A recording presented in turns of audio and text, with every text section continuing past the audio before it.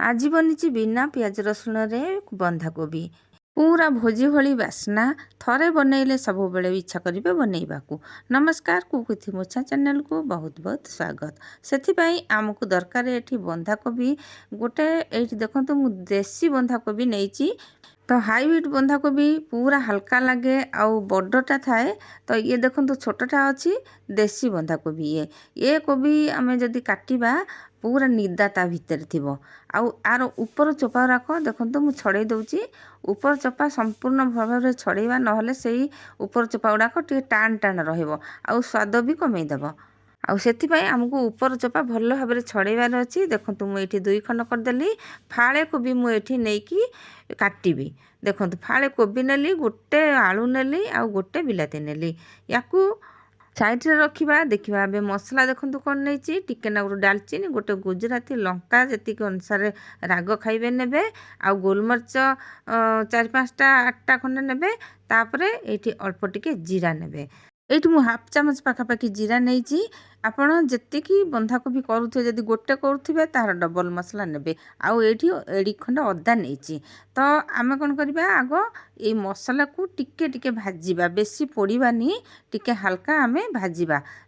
जदि एथिरे लंकाटा भाजी नहेला काढ़ी लंका को डालचीन को आउ टिके नागुरु पुणी भाजीबा अलगारे। तो सेथिपाई लंकाटा टिके भी भाजी हो जिवो आउ जीराटा आगे फुटीजिवो एमती एकाथरे भाजिले। सेथिपाई मु भी सेया करिथिली। तो देखंतु एठी एमिति ही देखंतु जीरा आउ ए सब भाजी देली ताको साइड रे रखिबा ताको गुंड करके रखिथिबी। एठी मु कड़ाई बसैली रिफाइन तेल निहाती नबा कारण एठी बिना पियाज रसुण रे जेतो करछे आमे रिफाइन तेल नबा सोरिष तेल नबानी। तो एठी देखंतु आलू भाजीची आलू को मुझे एमती लंबा लंबा करिछि एमती हेले और आलू अति शीघ्र सीझीजिवो भाजु भाजु ही अधा सीझीजिवो। देखो आलू को भाजी नबा तापर आमे बंधाकोबी को पकेबा। बंधाकोबी जेहेतु एटा देसी कोबी टिके टाण रहउची अति शीघ्र नरम हो जाउनी। आउ जो हाइब्रिड कोबी ना से पूरा पूरा हल्का थबो आ पूरा नरम हो जिवो सांगे सांगे भितरे। सेथिपाई कोबी को मु टिके एपट सेपट करके भाजिकी अल्प टिके पानी दे देकी ताको कोन करछि ना घोरी नउछि। देखंतु तो जाल आम ये मीडियम रे दबा हाई देले कड़ई तातिकी लगिଯିव तलटा 2-3 मिनिट पर आपको पुणी बाहर करली घोड़णी को बाहर करके पुणी नौटेला टिक देखला बेलू सीझी अधा अधा जमती सीझीज कोबीटा सेमती आम कौन करवा बाहर करनबा बेसी सीझा को देवानी।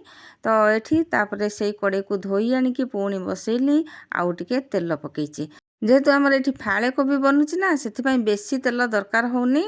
गोटे चामच तेल देली 2टी तेजपत्र जीरा टिके पकईकी फुटिला।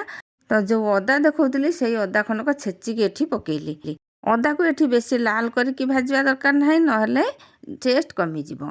तापर आमे एठी दबा बिलाती को गोटे बिलाती को जो काटिकी रखिथिली ताको देली आउ सेतरे कोन करबा टिके नागुरु पानी दे देबा कारण टिके पानी दे देले से बिलातीटा भलो भाबरे मिसी जिवो। जेहेतु आम बिना पियाज रसुण रे करुचे पेस्ट किछि नहीं तो सेथिपाई ए बिलाती जेमती हेले टिके पेस्ट भलिया होइजिवो।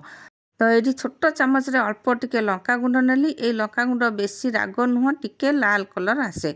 आउ गोटे छोट चामच धनिया गुंड देली तापर आम कौन करबा ए आलू को जो भाजिकी रखिथिली ताकू पकई देबा। दर्शक बंधु आज वीडियो जदि भल लगुच आज रेसिपी जदि भल लगुच निश्चय गोटे लाइक देबे आउ चैनल जदि नुआ थे प्लीज सब्सक्राइब करने।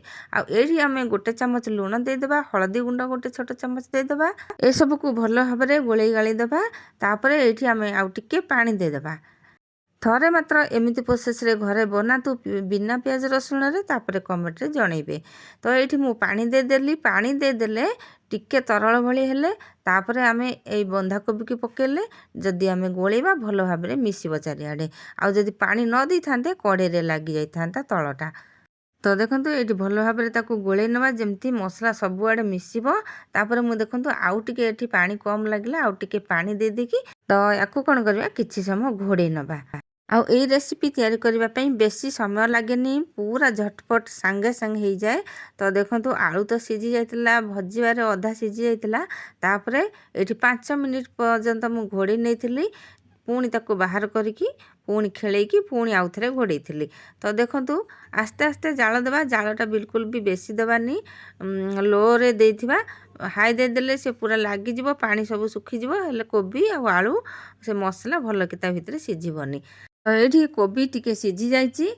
ତାପରେ ଆମେ କ'ଣ କରିବା, ସେଇ ମସଲାକୁ ଦେଇଦେବା। ଯେଉଁ ଗୁଣ୍ଡ କରିକି ରଖିଥିଲି, ସେଇ ମସଲା ଭାଜିଥିଲି ଯେଉଁ, ତାକୁ ଆମେ କ'ଣ କରିବା, ଦେଇଦେବା। ତାକୁ ଦେଇକି ଭଲ ଭାବରେ ମିଶାଇବା। ମିଶାଇ ସାରିକି ଟିକେ ନାଗୁରୁ ପୁଣି ପୁରା ଲୋରେ ଦେଇଦେବା ଜାଳ। ତାପରେ 1-2 ମିନିଟ୍ ପର୍ଯ୍ୟନ୍ତ ଘୋଡ଼େଇବା, ପୁଣି ବାହାର କରିକି ଦେଖିବା। ତ ଏଇ ରେସିପିଟି ଯେତେବେଳେ ବନି ସାରିଲା, ଏତେ ବଢ଼ିଆ ବାସ୍ନା ହେଉଥିଲା। ଥରେ ଏମିତି ବନାନ୍ତୁ, ତାପରେ କମେଣ୍ଟରେ ଜଣେଇବେ। ତ ମୋତେ ଏଠି ଶୁଖିଲା ଲାଗିଲା, ମୁଁ ଆଉ ଟିକେ ପାଣି ଦେଇକି ତାକୁ ଭଲ ଭାବରେ ଗୋଳେଇ ନେଲି। ତ ଏଥିରେ ଆଉ ଗୋଟେ ସିକ୍ରେଟ୍ ଜିନିଷ ପକାଇବା, ଯାହାକି ଆମ କୋବିର ଟେଷ୍ଟକୁ 2 ଗୁଣ କରିଦେବ। ତ ମୁଁ ଏଇଠି 1/2 ଚାମଚ ପାଖାପାଖି ଦେଲି ଗୁଆ ଘିଅ ଟିକେ ରଖିଥିଲି। ଦେଖନ୍ତୁ, ଗୁଆ ଘିଅ ଦେଇଦେଲେ ତା'ର ଟେଷ୍ଟଟା ବହୁତ ବଢ଼ିଆ ହେଇଯିବ। ତ ଦେଖନ୍ତୁ, ତାକୁ ଦେଇକି ମୁଁ ଭଲ ଭାବରେ ସେ ସବୁଆଡ଼େ ମିଶାଇ ନେବି। ତାପରେ ଆମର ଏଇଠି ରେଡ଼ି ହେଇଯିବ ଆମର ବନ୍ଧାକୋବି, ବିନା ପିଆଜ ରସୁଣରେ ବନ୍ଧାକୋବି। ଆଉ ଆକୁ ମୁଁ ଟିକେ ଟିକେ ମାଡ଼ି ଦେଲି, କାରଣ ଏଇଟା ଟିକେ ପୁରା ମାନେ ଯେମିତି ଝୁରଝୁରା ଭଳିଆ ହେଇଥିଲା। ତ ସେଥିପାଇଁ ମୁଁ ଟିକେ ଟିକେ ମାଡ଼ି ଦେଲି, ଟିକେ ମିଶିଯିବ ଯେମିତି। ଗୋଟେ କୋବି ଆସେ ନା, ପୁରା ନରମ ହେଇଯାଏ, ଆଉ ଇଏ ବିଲକୁଲ ବି ନରମ ହେଇନି, ଯେମିତିକି ସେମିତି, ଯେତିକି ସେତିକି ହିଁ ରହିଲା। ଏବେ ସମ୍ପୂର୍ଣ୍ଣ ଭାବେ କୋବି ଆମର ରେଡ଼ି। ଏଇ କୋବିକୁ ଆମେ ରୁଟି ସହିତ ଖାଇପାରିବା, ଭାତ ସହିତ ଖାଇପାରିବା, ବିନା ପିଆଜ ରସୁଣରେ ଯେହେତୁ ତିଆରି ହେଇଛି। ତ ଆକୁ ଆମେ ଓଷା ବାରରେ ମଧ୍ୟ କରିକି ଖାଇପାରିବା। ପୁଣି ଦେଖାହେବ ଆଉ ଗୋଟେ ରେସିପିରେ। ସେ ପର୍ଯ୍ୟନ୍ତ ରହୁଛି। ଜୟ ଜଗନ୍ନାଥ।